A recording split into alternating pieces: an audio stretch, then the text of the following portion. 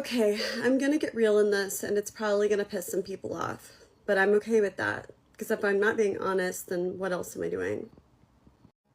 I just got back from the DNC where I signed up to volunteer. When I first got into politics, I thought that Democrats were the party of the people. And at the DNC this week, I felt like I was in a building with the most elite and out-of-touch people in the entire world. It very much felt like, let's just have a huge... Yes, I knew that this would be coming out. A lot of Democrats are now regretting why they support Kamala Harris. According to this tweet, Democrat campaign operative Vita had negative experience at the 2024 DNC. She announced as a result she can no longer support Kamala. It appears the 2024 DNC Kamala cycle is completely backfiring. If you have been following this channel very keenly, you realize I've been putting out a ton of video trying to expose what actually went on exactly. It is election season, and that means we have two types of public figures. One, the ones who are showing up to the Democratic National Convention to publicly endorse Kamala Harris, like Stephen Curry. And two, Brittany Mahomes, who's getting called out for liking an Instagram post from Donald Trump. As you can see here, Brittany liked Donald Trump's Instagram post, which naturally made a lot of people question her. And should she have to justify liking an Instagram post? I'll let you decide. But she did, taking to her Instagram story to make a public statement about a post she liked. And this is making a lot of people very excited and others not so much. So do we really think that public figures should have to justify liking political posts on social media? A, and B, do we think Taylor Swift is still gonna sit with Britney in the box? Imagine social media police hitting on you for liking a Trump post. That is insane. This is the first time I'm hearing this. Okay, I'm gonna get real in this, and it's probably gonna piss some people off, but I'm okay with that, because if I'm not being honest, then what else am I doing?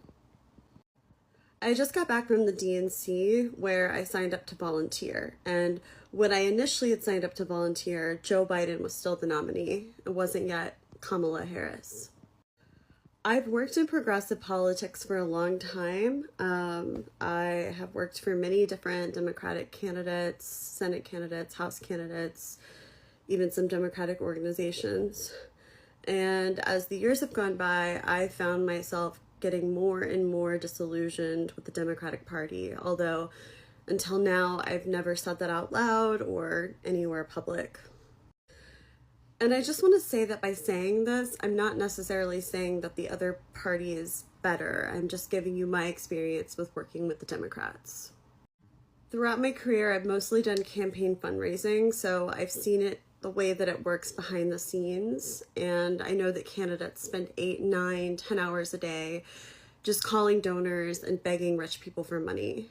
It's pretty much the only people that they talk to. I mean, of course, sometimes they have to talk to voters, but the majority of their time is just spent calling and begging rich people to give them money for their campaigns.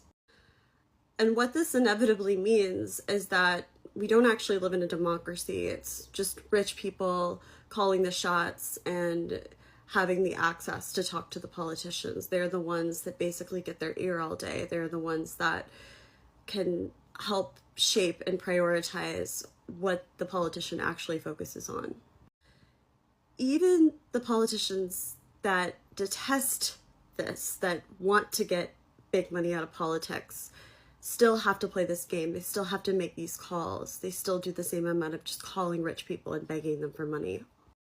And what unfortunately happens once they get into office, if they get into office, is that they soon realize that the money machine is so great and the seduction of power is so immense that they no longer adhere to these values.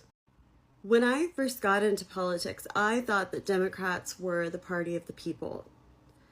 And at the DNC this week, I felt like I was in a building with the most elite and out-of-touch people in the entire world. It very much felt like, let's just have a huge party and forget all of our problems because the vibes are Brat. When I was there, I didn't feel any connection to real America or the place that I come from, which is the Midwest, Kansas City, Kansas, and Missouri. I didn't feel any connection to the people that I know right now who are struggling to buy their groceries or to pay their rent. The people who want to know what both candidates are going to do to materially... Yes, this reminded me of this tweet, get money lobbies out of politics. In 2000 elections, they raised around 300 million. In 2024 election projected 10 billion, from 300 million to 10 billion in 24 years. That is big, a big difference. And it is concerning. If you see this lady raising an alarm, partaking to this, that is to clearly tells you the minds people have for the Democrat Party. Look at what is going on. It's insane sometimes to even imagine that this is still happening. They focus on the money. They don't care about any person. Like on one of my videos, one guy said, oh, we should just pretend like we are doing right things now. After 70 days, we can go back crazy. Like Donald Trump would sell this country for $1 if it meant lining his own pockets and greasing the palms of his Wall Street. When I first got into politics, I thought that Democrats were the party of the people. And at the DNC this week, I felt like I was in a building with the most elite and out-of-touch people in the entire world. It very much felt like, let's just have a huge party and forget all of our problems because the vibes are Brat. When I was there, I didn't feel any connection to real America or the place that I come from, which is the Midwest, Kansas City, Kansas, and Missouri. I didn't feel any connection to the people that I know right now who are struggling to buy their groceries or to pay their rent. The people who want to know what both candidates are going to do to materially affect change in their lives. And when I was there listening to the speeches, I felt myself feeling mad because I didn't hear anything about the economy. Definitely not in Kamala's speech. And when I compare the two events, RNC and DNC, I see the clear difference. With DNC, what I see, it was like a show, putting up a big show to say, oh, people should appreciate you for doing that, putting a lot of money into it. That was a clear difference. They did not focus on what will benefit the people on the street. They didn't focus on that. No economic talks. And I'm glad this lady actually saw everything. And some people did not see that. They were actually just happy to see how the play was looking good, celebrities, musicians just coming and dancing. They didn't focus about their lives, how things might be in the next 3-4 years. They don't care about that.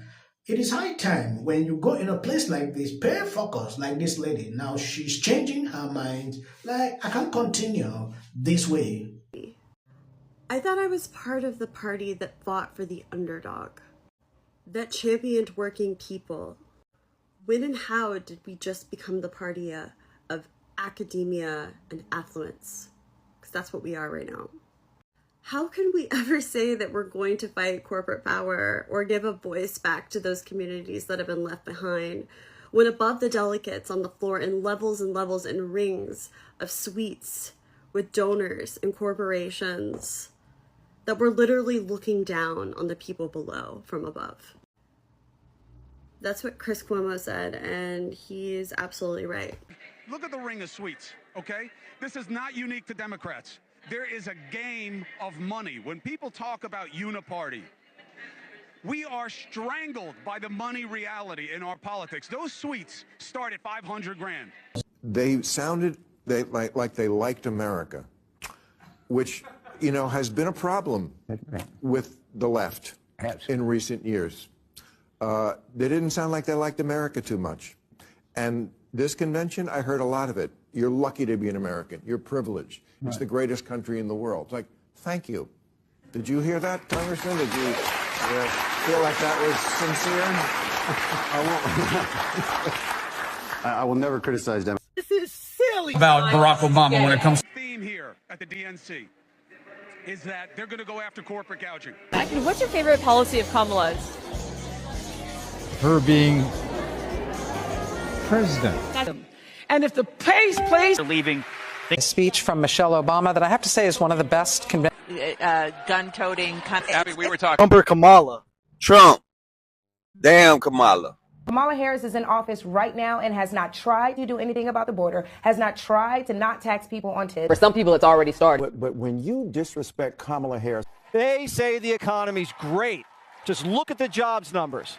Well, we did, and they disappeared. The money in politics is so extraordinary, which is something that should have never been allowed to happen. Much more happens at the DNC. They had a guy yelling, "Screw the billionaire."